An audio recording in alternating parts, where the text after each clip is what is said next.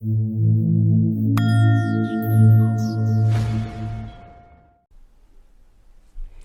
welcome to Sadhama sessions. Welcome, Anthony. Thank you. Thank you for coming. Thank you for having me. The intention for this video is very simple. We just come out from 3 retreats in a row, so almost a month or long retreat, and the intention is to share this remit, share this energy, the subtle energy which we've been working on with more people. So this is the idea, that we worked on something and that ascetic energy could be, spread more, and hopefully people who can listen that, they can get something useful for their practice, for themselves, and we could bring a little bit more into the world. Indeed. So, yeah. So it's a special guest tonight is Anthony Markwell, which is the main teacher, Vipassana teacher of the retreat, and also a surfer, a father, and a monk for 10 years, right? Yes, I was a monk for 10 years. So such an incredible experience, which not many people can tell about themselves, and you can really feel in your teaching. You can really feel that this is coming from the place of knowledge rather than or experience, rather than from place of academia-based. I like to share my experience, and I like to also incorporate the Buddha's teaching from the Pali Suttas to flesh out the details and give some inspiration when I'm sharing my own practice. Yeah. Mm-hmm. Beautiful. And it does come across. The first thing I wanted to chat with is about the mindfulness and meditation itself.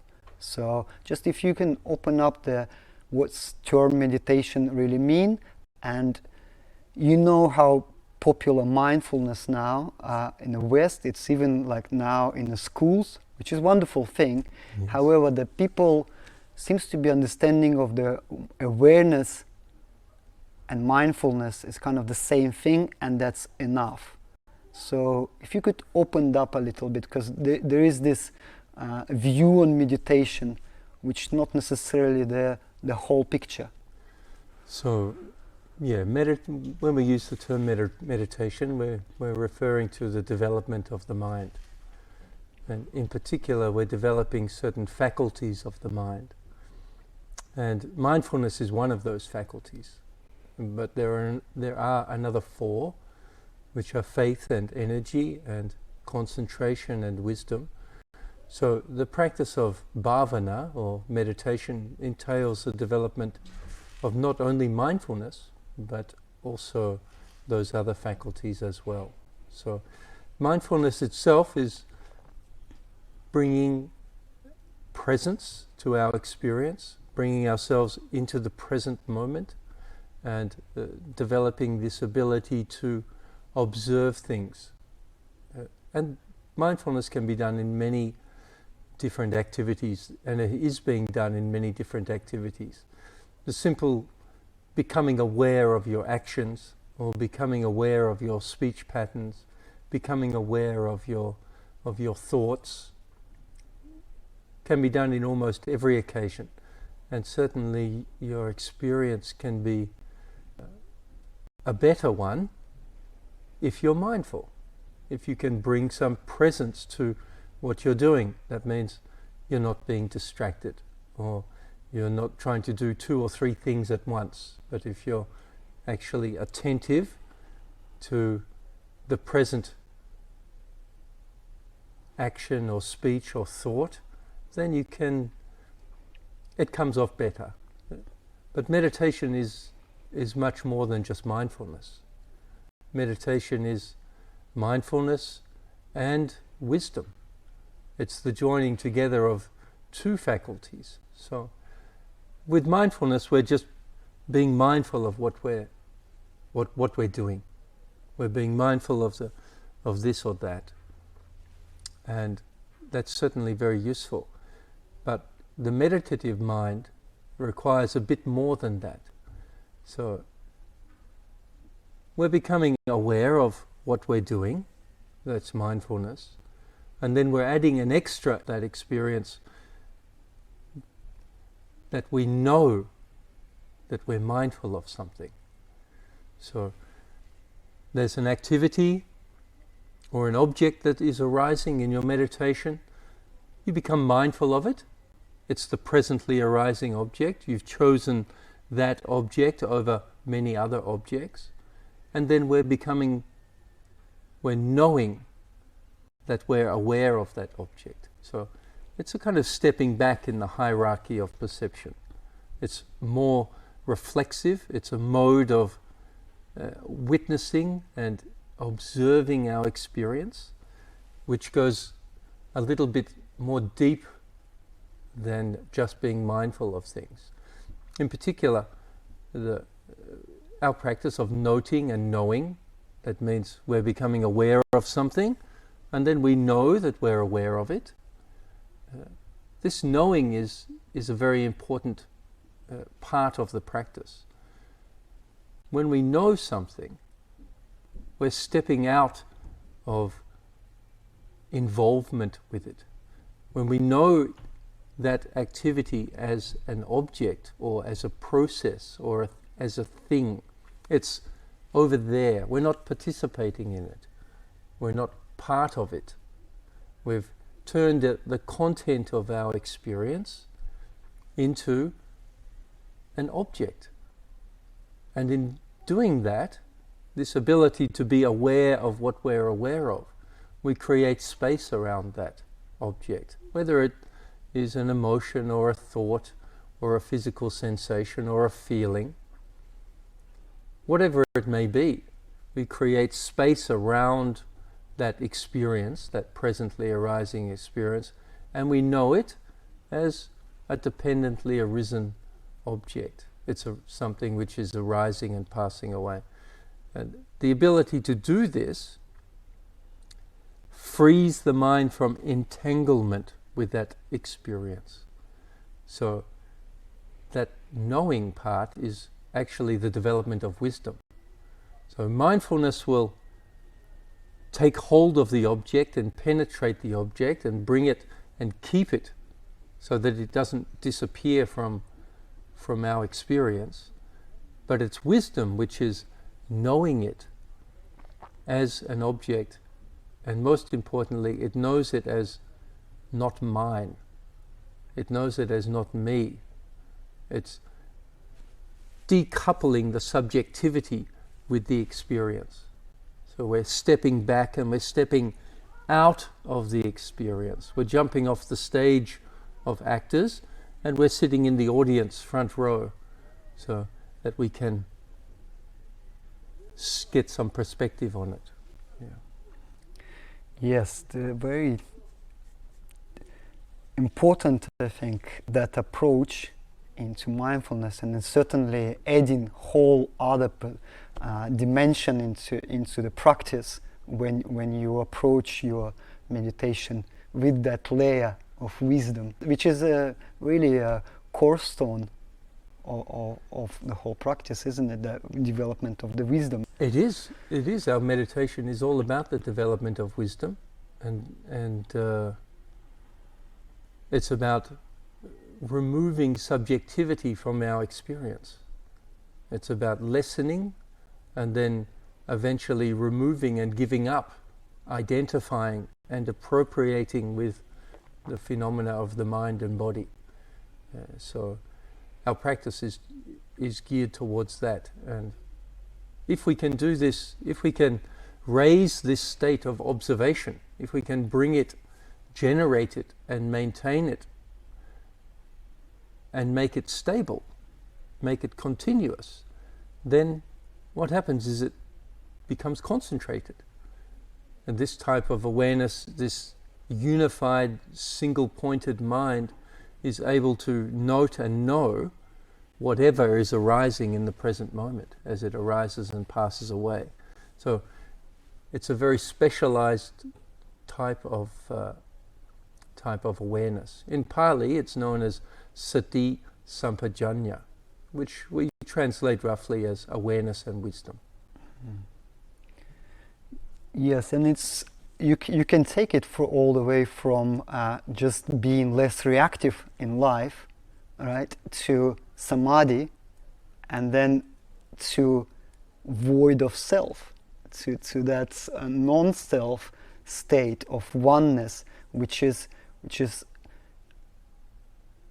beautifully how you open up during the retreat that particular subject, with not many teachers particularly focusing on it, and you do, about the nature of self, and that it's rather big topic.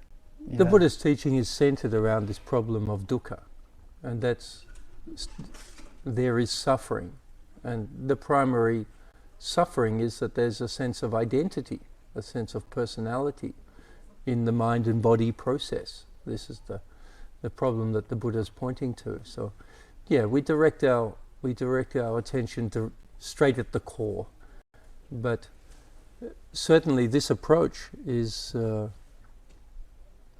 of much use in your daily life, in much use in your workplace and in your personal relations, and in your friendships and in your professional life. The ability to not only observe the presently arising mental state that you're experiencing, but to step back and lose ownership of it, so that, well, you can make decisions which are not based on your personal reactions. Actually, we're learning to respond to the situation instead of reacting to the situation.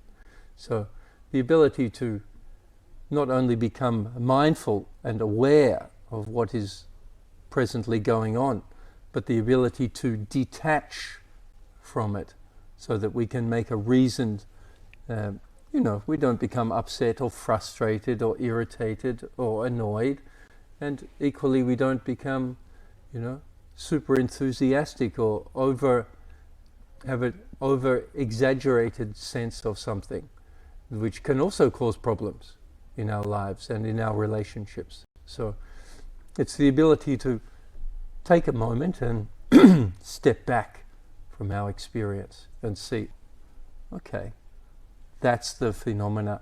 It's not my phenomena, it's that. Mm-hmm. Yeah. Mm-hmm. Yeah, much in use for all the whatever project you do, or whatever in management position, for example, as nobody gonna offer you to lead the project if you can't manage yourself, your emotional state, right? The same pattern goes to the company management and all the way up from your managing your own personal relationships, managing your family relationships, and all the way to your professional career. Yeah, the ability to be unshaken when the big waves come. That's an important thing. Yeah. I'd like to touch on the Vipassana technique, Vipassana tradition, the one you taught, because let's face the fact that mostly people know about the one type of Vipassana, which is present in West, like by Goenka style, and the one you do is different. The technique is different, mm-hmm. and discourses is different. There is a different way of it. If you could maybe tell us a little bit about the tradition itself. Right. So the meditation we've been doing this week, these last 3 weeks, is known as Satipatthana Bhavana, or the development of the 4 foundations of mindfulness. There are many different types of Vipassana, and many types of meditation could be referred to as Vipassana, but modern day Vipassana systems are coming out of Myanmar from the last century, and the practice we've been doing is no different. So this practice actually originates in in a monastery called Mahasi Sasana Yekta, which is in the center of Yangon in Myanmar. And the chief monk that kind of promoted this method of meditation was known as the Mahasi Sayadaw. And this particular method uses the sensations created by the rising and falling of the abdomen as a main object, and progresses from there into different objects such as the sitting posture and various touching points, touching sensations, opening up to include all the sense doors of seeing and hearing, smelling, tasting, touching, and going into feelings of pleasantness and unpleasantness, and also the intentional structures behind our experience. So this particular type of meditation is very popular in Myanmar. There are hundreds and hundreds of meditation centers based around this particular type of Vipassana practice. It's also very popular in Thailand. It was sent to Thailand in the 1960s. Some Thai monks had trained with the Mahasi Sayadaw and come back to Thailand. My first Vipassana teacher, Sapa Mahathera, was a Burmese monk who was sent by Mahasi in the 1960s to Thailand. And I met him when he was a very old man. He passed me on to one of his Thai teaching monks, and I learnt the practice from them. This tradition is actually taught in the Thai monk universities as part of the meditation tradition. So when the monks go to do their scholarly studies, part of their studies is they have to learn meditation and practice and learn to teach meditation. So it's this particular method of Vipassana that we do. It's also very popular in the West. There are many Western centers in the States and in Australia and in Britain dedicated to this technique. In Europe as well. Most of the teachers are Burmese and Thai monks, catering to Burmese and Thai expat communities in Western countries. So we don't hear a lot about it, but it's definitely there. There's also a large following of this technique in Sri Lanka as well. So it's a very well established tradition with teachers. One of my main teachers, the Sayadaw Upandita, was a direct disciple of the Mahasi Sayadaw. So I learned much of my practice and technique with him. And so I come from that lineage. I've done a lot of other types of meditation as well, and investigated different types of Vipassana practice, and I do mix a bit of that in as well at times. I've studied with other teachers, and so their teachings kind of rub off, so I incorporate some aspects of that into the practice as well. Does this tradition go beyond Mahasi Sayadaw, or is that he who kind of put it together in 60s or? I think it goes back further. I don't know how far back that it goes, but it's taken from the Satipatthana Sutta, which is one of the venerable texts of Pali Buddhism. And if we examine the Pali texts, the oldest tradition of the Buddha's teaching, we'll find that by far the most popular is not the right word, but the instructions given most by the Buddha are instructions to investigate the 6 sense bases and how we deal with objects which are arising at the six sense bases. So this technique is very much based on that. We start with the practice of what's known as a four elements meditation. So, and then from there, using that as a foundation, as a base, we open up and we begin to practice further until we're watching the six sense bases, which is the heart of Buddhist meditation, basically. Yeah. And from there, we start to see the workings of the mind, and then removal of defilements from the mind. So, it's got an ancient tradition. The modern interpretation of it by the Mahasi said is a fairly recent thing, but it's based on the ancient texts. Yeah. As are all traditions, actually. All meditation techniques that we have these days are, we can't trace them back thousands of years. They're coming from the Pali texts, which go back thousands of years. But it's modern takes on these things. Yeah.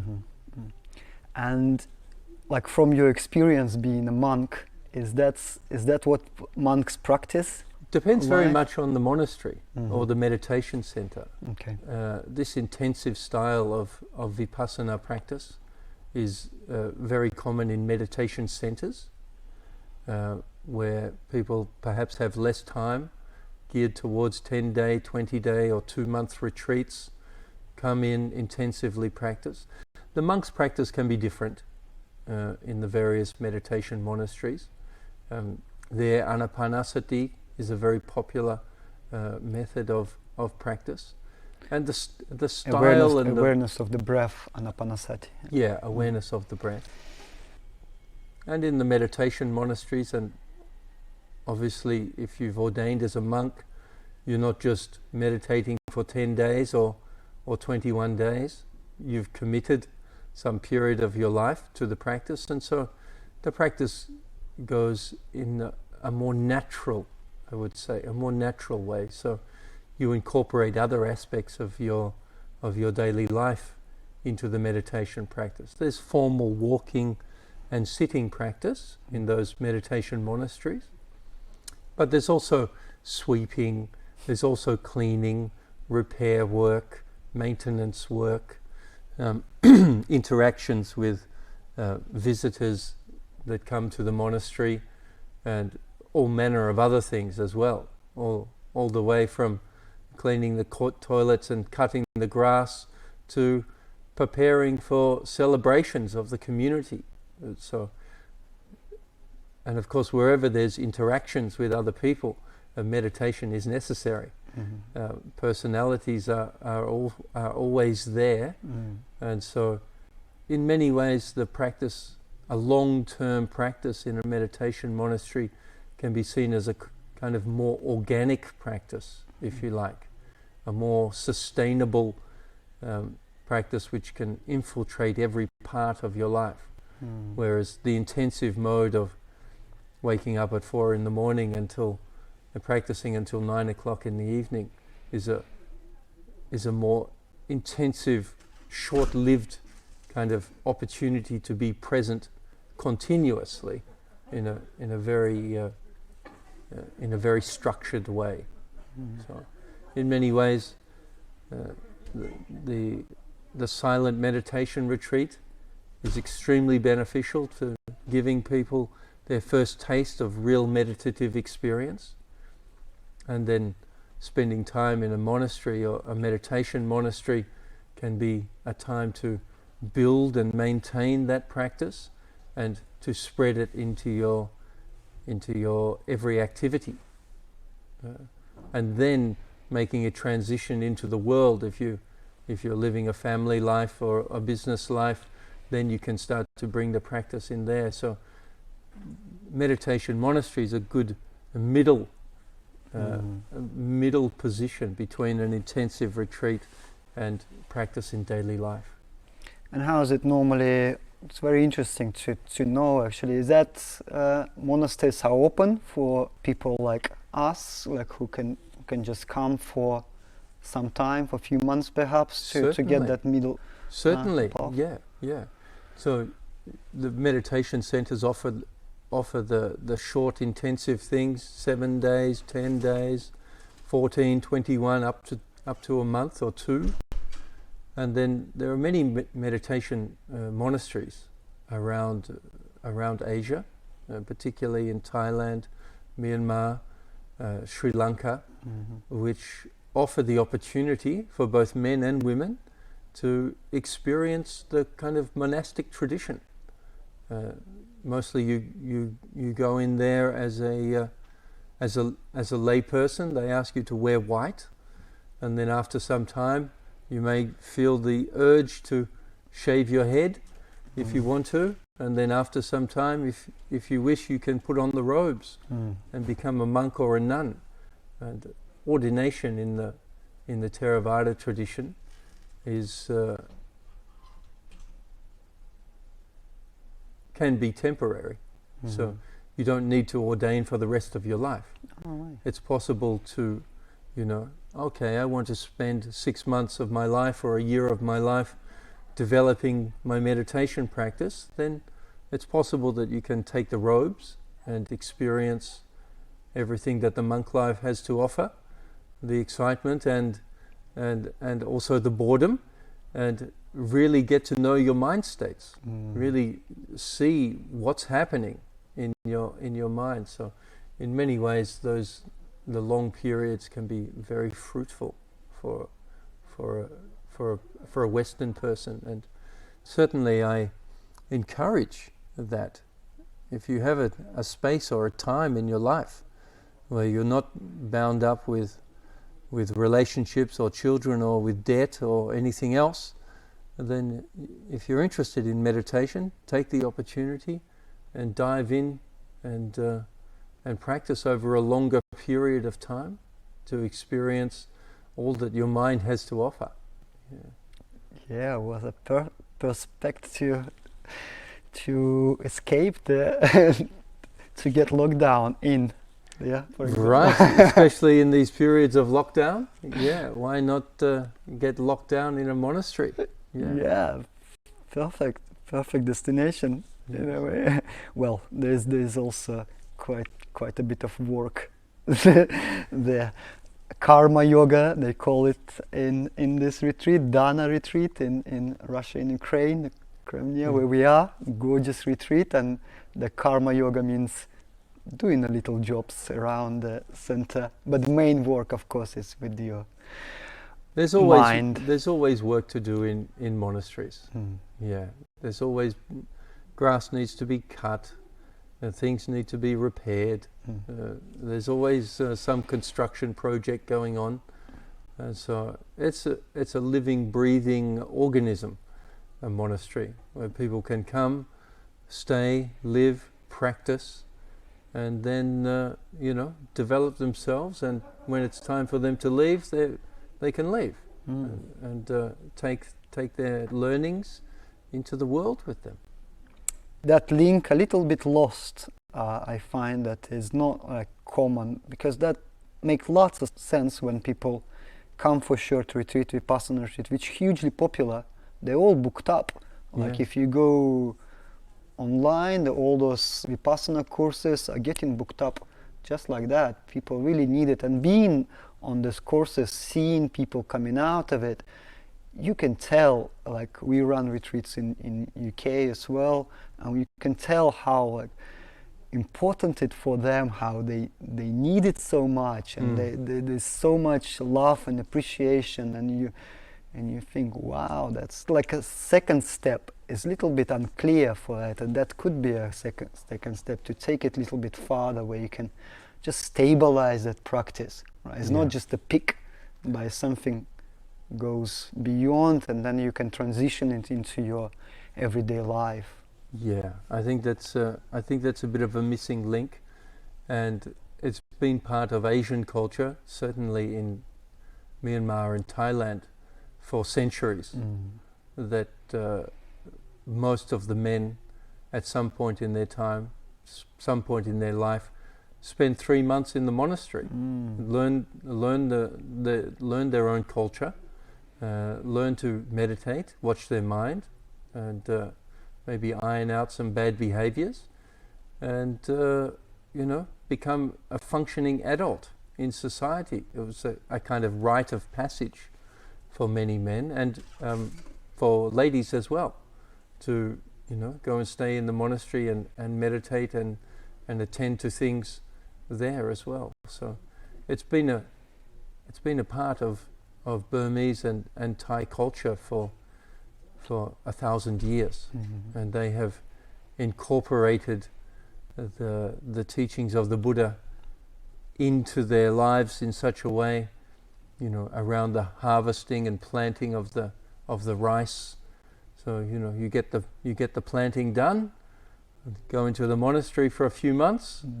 When you come out, the rice is ready to harvest. There's kind of not much to do in between. So, but in the West, we've still yet to find that balance between very intensive retreats and then shifting straight back into the world with your family and your work and your commitments and responsibilities. It can be there needs to be a middle ground. Yeah, some kind of space there, isn't it, for some sort of institution which could be done, right? So there's a great idea for you if you get on and create some kind of institution which is middle part, because West like to take a little bit of that and maybe make something which is suitable for Western type of people, isn't it? I mean, I think there is the need for long-term practice centers. They can become very expensive in the West to go and stay somewhere for 2 months. In Asia, we don't have that problem. We can stay in a meditation monastery for free. So, with the full support of the community and the society, when they know that somebody wants to come and stay for a few months in the meditation center, they're rejoicing. They're happy to put some rice on your plate and give you a place to sleep if you're going to do the practice. So, in Asia, that is already, the infrastructure is already there. There's 50,000 monasteries scattered around each country.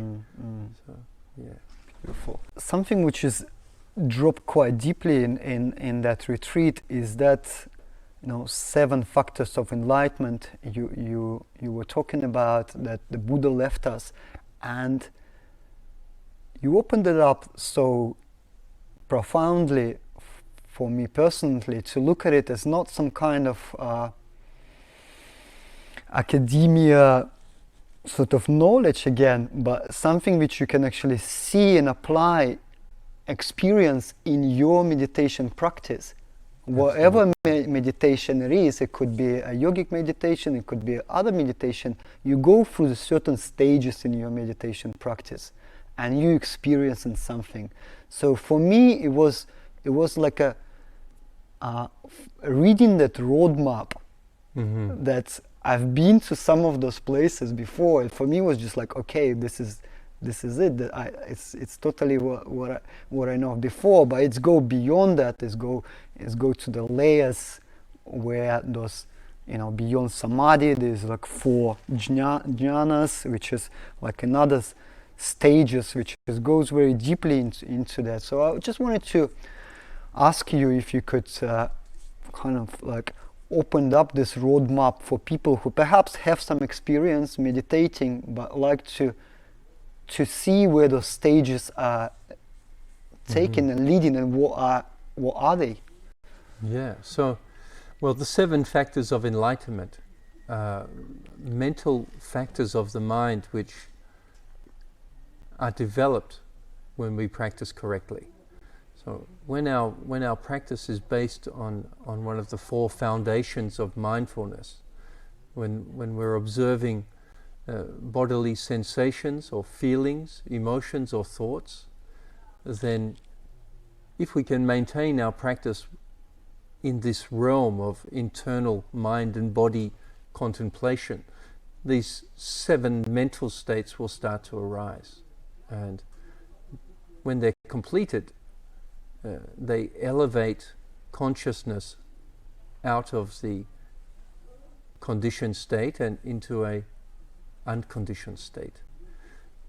So the first of the factors is mindfulness or awareness, and that's the ability to be present and be concurrent with the presently arising object.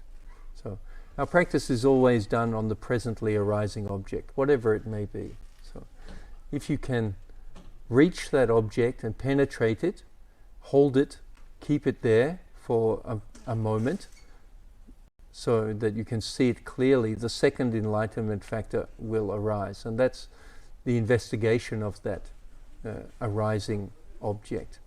And what that means is that you see that object very clearly. You know it as an object. And there are many aspects of that knowing. You can know it as physical or mental. You can know it as a cause or effect. You can know it as impermanent or as unsatisfactory. You can know it as non-self. There are many different insights which can arise through the knowing of that particular object. And then the third enlightenment factor is energy, which is the persistent pursuit of the present moment, being continuously aware of whatever is arising and not letting the mind slip away from being in the present, because the mind likes to go into the past and the future. And we do have difficulties in our meditation sometimes. We get caught in a story, we're thinking about something or someone, or we have an emotional attack, we get in a mood of some description. There's a physical sensation that comes, so there's always difficulties that come during the practice. They shouldn't be seen as difficulties, but they can be taken as difficulties if there's not enough energy. So energy is that ability to patiently endure what is the presently arising object and to note it and know it. So these first 3 enlightenment factors of mindfulness, investigation and energy work together as an engine, and that's actually what is doing the meditation in the beginning stages. We're activating our awareness, we're noting what is there, and then we're knowing what we're aware of. And so when this mechanism of observation happens continuously, the other enlightenment factors start to develop in sequence, and the body and mind go through stages of different types of calmness and different types of pleasure. So the 4th enlightenment factor is known as rapture, and it brings enthusiasm and interest into the practice. When rapture first starts to arise, you know you're on the right track. You're doing something with your meditation. It's starting to work. And people get their first taste of maybe some special effects in their meditation. It's no longer boring and tedious, but it actually becomes interesting and exciting. There's an enthusiasm for coming into the meditation hall. They practice with more dedication. There's more energy in the practice. They want to be present. They're directing and sustaining their awareness onto the presently arising objects more efficiently. And piti will start to, it has a certain pleasure to it, a kind of exciting buzz, which produces very visceral physical sensations in the body. We start to move and twist and jiggle, and it feels like you've been plugged in, or you feel like you're levitating, or any of these types of kind of common experiences, both in the sitting and in the walking meditation. This can occur. And so this enthuses the mind in the practice. if we continue to practice and we're able to note and know and let go of these kind of side effects of rapture, then the mind will start to calm down into a very peaceful, quiet and still state, which is tranquility. And so when tranquility arises, nothing really bothers you. The thoughts may occasionally bubble up and just pop, disappear. They don't get turned into stories. We don't get caught in them. We don't take them personally. Physical sensations are largely disappeared. You may have a thought, kind of one little thought may come every 10 or 15 minutes, and then the rest of the time you're in meditation mode. So this type of practice is the fifth enlightenment factor of tranquility. The body becomes extremely still, the mind becomes extremely still, and there's a calmness about the practice from that point on. And you're watching the mental and physical phenomena arising and passing away from a place of stillness, a place of quietude. And once this starts to happen, the mind becomes concentrated. The mind loves contentment and happiness. And when it's content and happy and still, then it really does become single-pointed. It becomes unified. And what this unification is the tightening together of this band of mental factors, of awareness and investigation and energy, and also enthusiasm and interest, and mixing that with the calmness of tranquility. And so the gang really comes together tightly, and it becomes concentrated, it becomes unified, single-pointed, like the camera lens is no longer shaking when we're observing. Whatever is arising, we're noting it and we're knowing it, and it's being let go of. We're not attaching to anything, it's being released. So our practice becomes very smooth. You can even feel like the mind is practicing by itself. It's doing its own thing. So, and then from that point we go into deeper and deeper stages of letting go, so that whatever is arising is passing away, and we're not holding on to anything. We're not taking anything personally. And as we let go of these different objects, emotions and thoughts and ideas that we may have,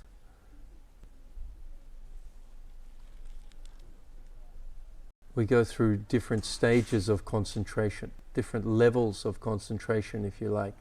The first, second, third, and eventually the fourth jhana. And at this point the mind is very purified, and it's very bright. It's perfectly set up to experience the nature of reality, and it's not attaching or getting involved with anything at all. And at this point, the enlightenment factor of equanimity, the seventh enlightenment factor, comes to perfection. The equanimity has been in the practice before this point, but it can't really be called an enlightenment factor until it's fully developed in the fourth jhana, and we become completely equanimous. That means we don't have any preferences of liking or disliking towards any of the mental phenomena. We're not identifying with them, we're not rejecting them, we're not attracted to them. It's whatever's arising is arising, and whatever is passing away is passing away, and we're cool and calm and equanimous in that mode. So our practice is, if we do the practice correctly and put the conditions in place, then these seven enlightenment factors will start to appear. And then our practice is to develop them, to bring them to fulfillment, to bring them to completion until they're perfected. And when the enlightenment factors are perfected, that results in the Noble Eightfold Path becoming completed. And the Noble Eightfold Path is the fourth Noble Truth. And when that path is perfected, then the other Noble Truths also manifest in the mind. And we're able to grasp the meaning of the Buddha's teaching. Mm-hmm. Yeah. That's profound too. Yeah, it's just that ladder in a way. Is that unfolds like a ladder, or is it more like a pillars which can like flow independently? The seven enlightenment factors are present in all stages of Vipassana practice. Mm-hmm. But it's not until they're fully developed that they become ladder-like, if you like. Mm-hmm. One definitely does lead to the next one, leads to the next, lead to the next. But the first three have to be in operation together. Mm-hmm. They're spinning and operating, and then the next four kind of naturally unfold as the mind becomes continuous. If you can make the first three continuous, the energy, mindfulness, and investigation, you can get these three going in the present moment, then the rapture, the tranquility, the concentration, and the equanimity unfolds. Mm-hmm. Yeah, unfolds, and the mind deepens and becomes more unified in its concentration. It becomes more and more single-pointed, and there are less and less factors to be associated with the mind. It's more like, instead of a ladder, it's more like a slide, Mm-hmm. where you slide down of letting go, where there's less and less friction until you just slip off the end and there's no friction at all. Mm-hmm. And the unconditioned state is realized. When you speak about it, it feels like you've been to some of them, or most of them. I don't know. What is your experience? How far do you feel you went in those experiences? I've been practicing for a long time, over 25 years. So I've gone through a lot of different meditative experiences. There have been some fabulous and miraculous ones. Mm-hmm. It's difficult to really label Mm-hmm. these experiences, but certainly I have experienced all that I teach. And so the enlightenment factors have been experienced, Mm-hmm. and I can teach and guide and instruct others in their development, and also check how others are unfolding in their practice as well. So my practice has developed to a point where I'm watching in equanimity. Yeah. Beautiful. Yes, it's so important, I believe, to have that assistance of the person who knows, like a teacher who can help sometimes just to bounce some experiences. And it's been amazing to watch you throughout all those 3 weeks, constantly half of your day spending with guys, explaining them the 3 or 4 hours of your day. It's a great pleasure of mine. Mm-hmm. I like to instruct people in the technique, and also guide and help them along the way. So I feel I had some fabulous teachers. Mm-hmm. I got lucky on the teachers front. I had Mm-hmm. enlightened teachers, and they were very generous with their time that they spent with me, and gave me the instructions and followed up Mm-hmm. whilst I was practicing with them. I did some very long retreats under some heavy hitting Aryan monks, and so that was very fortunate. And what I came to understand is that to really deepen your practice, you need to know what you're doing. You need to really understand what the purpose of the practice is.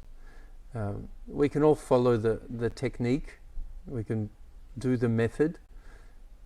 We should also have the mode of practice as well, which is very important. Not only what we're doing, but how we're doing it. But there's understanding about why we're doing this. Why are we meditating? Because very often there's a belief that we're trying to better ourselves or become a better person, or it's something that we do for relaxation, or it's some kind of medical cure for some issue that we may have. But really the Buddha's teaching is designed for full final nibbana. And that means the removal of suffering, or the removal of self-identity, at least identity view. So I think it's important that people understand where the Buddha's teaching leads. And so I do tend to emphasize teachings around the nature of being, the nature of self, how the sense of self arises in our present moment experience, how it can be experienced, and how it can be let go of in the present moment. That's been my practice for over 2 decades. So that's what I like to share with others, because I've found in my own life, it's the sense of self which causes the most problems. That's where the trouble starts and begins. And if we can reduce that sense of self-identity, that sense of self, we can reduce suffering in our own lives and in the lives of people around us as well. So, and that leads us to be a useful member of society. You know, when our lives are not centered around our own self-interests, we're not self-centered, when we're not selfish, then a whole world opens up of new endeavors and new motivations for what we do and how we do it. Yeah, so it can be very inspiring to walk this path and see how it unfolds in your own life, and to see how useful you can become in society. Yeah, when you don't have this strong pressure of a self that is driving your activities or your behavior. And such a bright feeling of relief if you experience that. It's something unbelievable. It's like I can compare it with some kind of noise which you never notice which is there until you switch it off. Right. You sort of switched off and you, wow, sort of, that's right. That was what always was there. The self is buzzing. It's buzzing all the time. We're addicted to it. We're addicted to being a person. This mind and body process loves to think about itself. It does that most of the day, and we're centered in our subject, in our person. And so when you turn that off, there's a big void that opens up, and escaping from that busyness or that noise, as you said, is an enormous relief, and comes with an enormous pleasure as well. So I remember that saying that all the trouble in the world come from the ego, and all the good in the world come from beyond it. It could be nice. could be something, isn't it? Because it's also like art as well, or some kind of flow state, where people can be beyond themselves and really allowed to create something great, or like some altruistic projects where it goes beyond yourself or your family only, or like, the volunteer's mind is a beautiful thing to experience when you're volunteering and giving. I mean, giving is so important. We need to learn to give, to experience the joy of giving, because it's not that we're giving up our financial assets or we're giving up our time, or we're giving up our expertise. But what we're giving is we're giving up ourselves. We're giving up our sense of self in the moment. Whenever we do those acts, whenever we help somebody or share something or make a donation, we're giving away a little bit of our sense of self. And every time that we give up our sense of self, we experience happiness. So the more that you can relinquish it, the more happiness you experience, which is counterintuitive to our normal society. We think we have to get stuff, we have to keep stuff, this has to be mine, I need me time, I need my stuff, I want to achieve my things. All those pursuits centered around the me, we think that that's going to make us happy, but actually it doesn't lead there. It just leads to more wanting, and that is never satiated. It's never completed or satisfied in its desires. Beautiful. The other thing which I really enjoyed, if we look at the Buddha's journey, so he had, when he left the house, we know that he had like 2 yoga teachers before he went to his retreat in Mahakala cave, over 6 years long, I believe, not a month or a week long as we did. Yeah. And so here we also had the yoga in as a part of the schedule. Yes. To classical yoga, we're talking about the Chitta Vritta Nirodhi, which is the stopping the fluctuation or calming the fluctuations of the mind. However, that physical aspect of it is also there to help us. Yes. to take it to this meditative state. So from your experience, how the yoga in those settings for Vipassana help? I think it's useful. The monks don't practice yoga. They practice walking and sitting meditation, but they do every morning go for an alms round, which is a walk around the village to collect food, which is quite a brisk walk. And so it's exercise in some respects. So we don't do that as normal everyday lay people. But I found that incorporating an hour of yoga in the morning, especially in the dark hours, because we start early, we start at 4 or 5 o'clock in the morning. It's cold outside often, and so doing the walking meditation in the dark and the cold is sometimes not the most pleasant of experiences for beginners, and they struggle with that. So we found that putting an hour of yoga in between 2 sittings before breakfast to be very complementary to the practice. It's not only does it prepare the body for the day's sitting, it's a long day. We're going to be sitting for 12 hours or more, 15 hours during the day, walking and sitting. So we prepare and condition the body to get ready. And it's also about bringing awareness into the body itself. So we try to hold the asanas for a longer period of time. It's not so much a kind of exercise state of asana. We're not quickly flowing from one asana to the next. It's more meditative. We hold an asana, we stretch the various parts of the body, and then we change to another asana and we stretch, and so we do like that, trying to keep our awareness present, trying to keep our awareness inside the body, which is where meditation takes place, in the present moment, in the here and now. So the yoga's useful for that. Many people like it as well.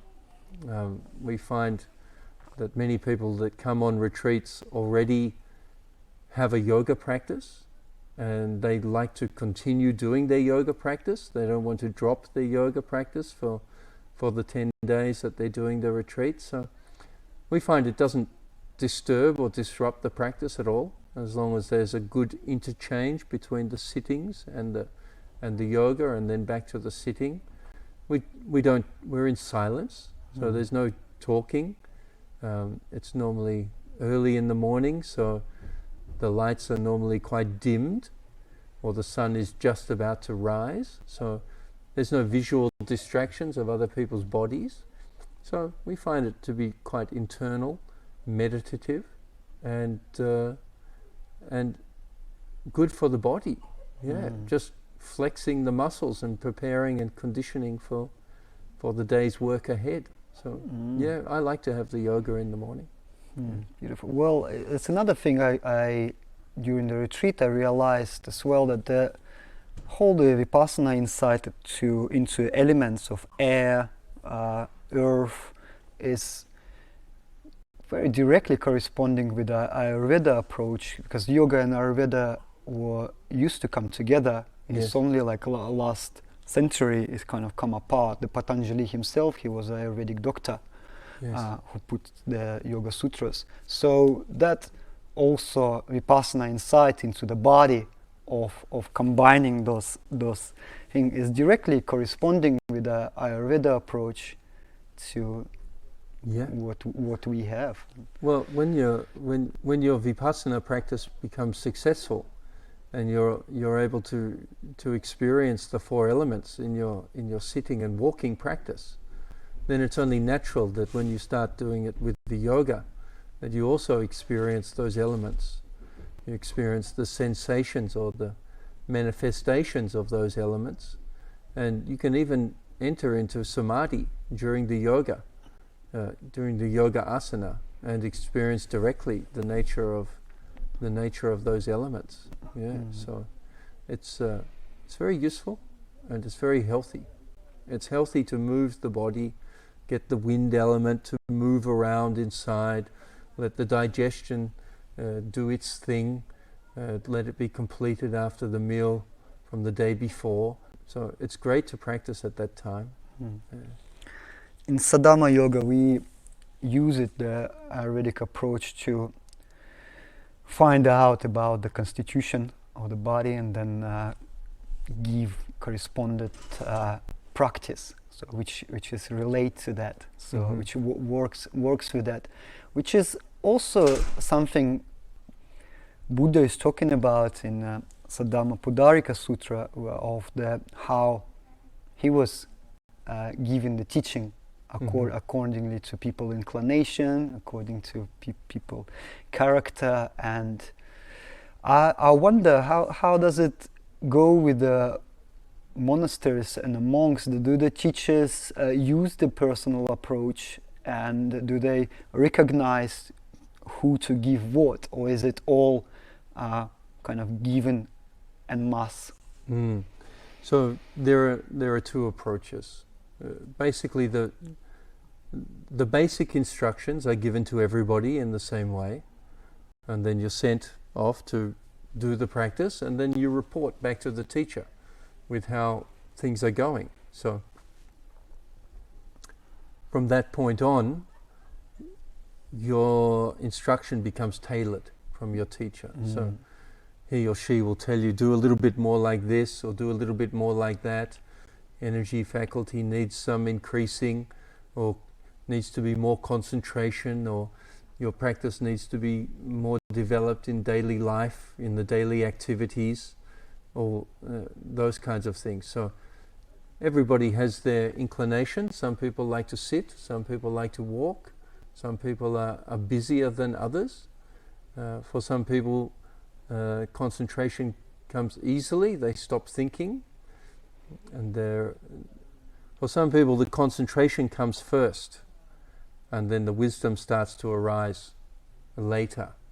And for other people, the wisdom is dominant, and the wisdom starts to arise, and then the mind becomes concentrated. So there's different people experience things in different ways. And so sometimes we start with the rising and the falling, sometimes we start with sitting and touching, depending on the person. So it can definitely be tailored, but at the beginning stages, and on a retreat like like we've been doing here for such a large number of people, we give general instructions to everybody, and then in the interviews we give more specialized and personal instructions to each person. But there certainly is a tradition in some of the monasteries there may be 3 or 4 or 5 different meditation objects that you can choose from. And if you're particularly interested in the practice of metta bhavana, for example, then you can specialize in that. If you want to do kasina practice, or What's kasina? Kasina is a samatha practice that you observe just a single color, like that. So like a yellow or a white or a red or a blue. Yeah. So or a light, for example. So there are different meditation objects, but most centers will specialize around the practice that the teacher has been successful in. Yeah. Which is wise. For obvious reasons. Wise. Yeah. Wonderful. And I always like to find out, your practice was for long, as you said. And do you choose now your morning practice, your daily practice accordingly to how you feel, or you have your set practice which you just continue along for some while, or is that something you adjust according? So I mix it up. Okay. I mix it up. I like to do loving kindness meditation at certain times during the day. I have the ongoing practice of Vipassana, which is unfolding and always interesting. It's developed now less centered around a main object, and it's more open. It's more of a choiceless awareness. And in fact, it's just the following of the presently arising object, whatever that may be. And that entertains me for hours. Yeah, so I'm doing that practice most of the time. It can be work. Sometimes I go back to an old practice of anapanasati and just relax. Sometimes I'm just watching the sense bases with eyes open and ears open and observing the sunset, for example, but being in quite a concentrated state with awareness of hearing, seeing and touching going on. So yeah, I have a few different techniques that I buzz around, but as far as the sitting meditation is concerned, it's mostly a choiceless awareness of the presently arising objects. Yeah. And the practice moves away from the objects, and it becomes more centered in defilements, so that you're just watching the nature of the mind. Most of the objects that in my personal practice are mind objects and defiled states, so things that need to be removed. And so just observing, cleaning out the corners of the room, cleaning out underneath the mat, trying to get the little rats that are running around, and just finding those places in which the sense of self establishes itself, because that's what the practice is all about. It's about removal of the sense of self. And so the sense of self is a conditioned one. It arises on our mental and physical phenomena being appropriated. So it's all about watching that phenomena and seeing where this idea of me or mine may still be arising. And so wherever that's arising, that's what we're watching. Yeah. So the practice becomes more about removal of ignorance and craving, and then simply being concentrated on different phenomena. Beautiful.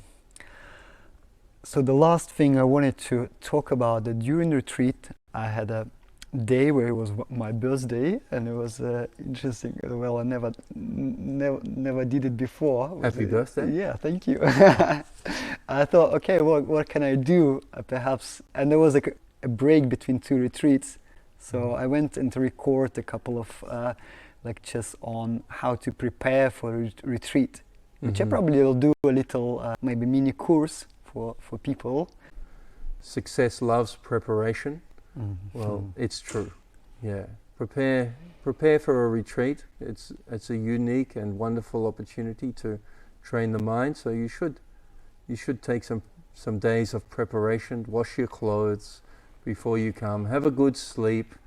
Make sure that you've eaten well on the days before, and go for it. Well, thank you so much. You're Much welcome, gratitude to you, and I hope you will come to England sometimes, and maybe we will do something together. I'd love to. That would be wonderful. That would be an amazing, continuous journey. Thank you very much. Much love. Thank you.